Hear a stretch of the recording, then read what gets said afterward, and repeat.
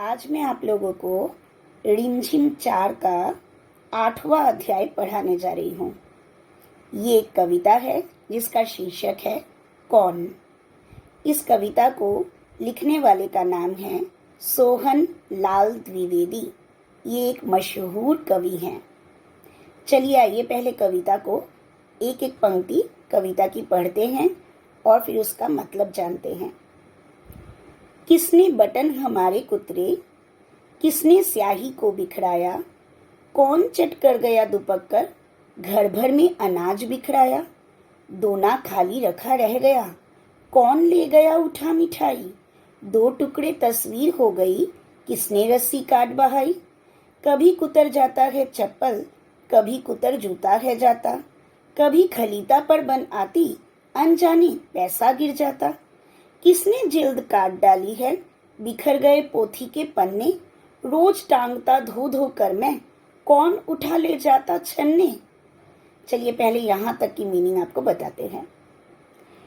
कवि दरअसल किसी प्राणी से बहुत परेशान हैं, क्योंकि उस प्राणी ने उनके घर में उधम मचा कर रख दिया है और कवि समझ नहीं पा रहे हैं कि ये प्राणी दरअसल है कौन। इसीलिए वे अपने मन में प्रश्न कर रहे हैं कि किसने बटन हमारे कुतरे, किसने स्याही को बिखराया।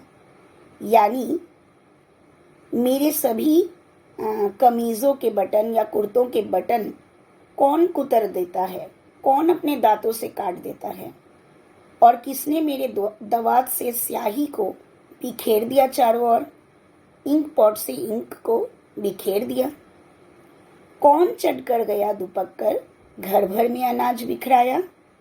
और ये प्राणी है कौन जो दुपक कर यानी छुप छुप कर अनाज खा लेता है और घर भर में उसको बिखेर देता है। चट कर जाना यानी खा लेना, और दुपक कर यानी चुपके चुपके, और बिखेर देना मतलब फैला देना। दोना खाली रखा रह गया, कौन ले गया उठा मिठाई, यानी मिठाई जिस पात्र में रखा हुआ था वो है एक दोना, तो वो दोना तो खाली रखा रह गया, यानी दोने में से मिठाई किसने उठा ली। 2 टुकड़े तस्वीर हो गई, किसने रस्सी काट बहाई। दीवार पर टंगी एक तस्वीर के 2 टुकड़े हो गए, क्योंकि तस्वीर जिस रस्सी के सहारे टंगी हुई थी वो रस्सी किसी ने काट डाली है। किसने ऐसा किया। कभी कुतर जाता है चप्पल, कभी कुतर जूता है जाता, यानी कभी वो चप्पलें कुतर देता है अपने दांतों से, कभी वो जूतों पर हमला करता है अपने तेज दांतों से, कभी खलीता पर बनाती अनजाने पैसा गिर जाता, यानी कभी कभी तो थैलों पे भी वो हमला कर देता है और थैलों में बड़े बड़े होल कर देता है, और जब थैलों को कुतर देता है तो अनजाने ही थैलों में से पैसे कहीं ना कहीं गिर जाते हैं। किसने जिल्द काट डाली है, यानी हमारे किताबों कॉपियों पर जो गत्ते लगे होते हैं ना, मजबूत कार्डबोर्ड, तो उन्हीं को जिल्द कहा जाता है। तो ये जिल्द कौन काट देता है, जिसकी वजह से पोथी के पन्ने यानी पुस्तकों के पन्ने पृष्ठ बिखर जाते हैं इधर उधर। रोज टांगता धो धो कर मैं, कौन उठा ले जाता छन्ने, यानी मैं जब छानने की स्ट्रेनर छन्ने को रोज धोकर साफ करके उसे टांग देता हूँ सुखाने के लिए, तो कौन उन छन्नों को अपने साथ ले जाता है, उठा ले जाता है। कवि को कुछ समझ में नहीं आ रहा है। अब आइए आगे की कविता को पढ़ते हैं। कुतर कुतर कर कागज सारे, रद्दी से घर को भर जाता, कौन कबाड़ी है जो कूड़ा दुनिया भर का घर भर जाता, कौन रात भर गड़बड़ करता हमें नहीं देता है सोने, खुरखुर करता इधर उधर है ढूंढा करता छिप छिप कोने, रोज रात भर जगता रहता खुरखुर इधर उधर है धाता, बच्चों उसका नाम बताओ कौन शरारत यह कर जाता। अब आगे कवि आप लोगों को कुछ संकेत दे रहे हैं। आप लोगों को अब तक तो समझ में आ ही गया होगा कि ये प्राणी दरअसल है कौन। ये एक रोडेंट है, ठीक है। अक्सर आपके भी घरों में ये प्राणी आ जाता है और आप उसको भगाने के लिए एकदम लग जाते हो।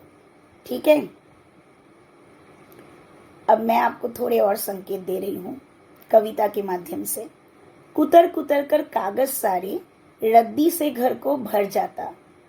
यानी ये प्राणी ऐसा है कि सारे कागज कुतर कुतर कर रद्दी कर देता है और उन कागज के टुकड़ों से घर को भर देता है।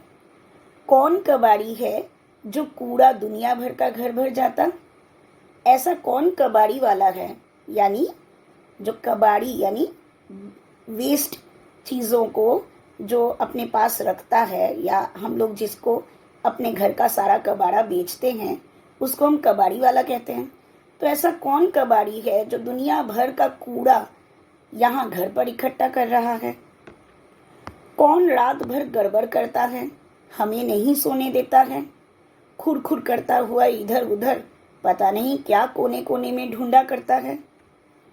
रोज रात भर वो जगता रहता है और हमें भी जगाता रहता है। खुर पता नहीं इधर उधर धाता रहता है, यानी दौड़ता रहता है। बच्चों, आप उसका नाम बताओ, ये शरारत करने वाला है कौन? कौन शरारत यह कर जाता, यानी ये शरारत कौन कर रहा है? तो बोलो, कौन कर रहा है? दरअसल ये एक चूहा है, क्योंकि चूहे ही अपने नुकीले दांतों से सब कुछ कुतरते हैं, इधर उधर सब कुछ बिखरा देते हैं, रस्सियों को काटते हैं, मिठाई खा लेते हैं, चप्पल, जूते, पोथी के पन्ने, जिल्द, यहाँ तक कि छन्ने तक उठा कर ले जाते हैं। कागज कुतर कर दुनिया भर का रद्दी जो है घर पर भर देते हैं और सारी रात पता नहीं क्या ढूंढते हुए इस कोने से उस कोने तक दौड़ते रहते हैं और लोगों को भी जगाते हैं। तो कवि ने यानी सोहन लाल द्विवेदी ने अपनी कविता के माध्यम से आप लोगों को उस प्राणी के बारे में संकेत दिया है कि ये कौन सा प्राणी है जो घर में उधम मचाता है और ये सारी परेशानियां ला देता है। तो ये एक चूहा है। अब आप इस कविता को बार बार पढ़िए और इस वीडियो को सुनिए, इसे लाइक और सब्सक्राइब और साथ में शेयर भी ज़रूर कीजिए। और अगर आपको ये वीडियो बहुत अच्छी लगी हो तो नीचे कमेंट करना मत भूलिएगा।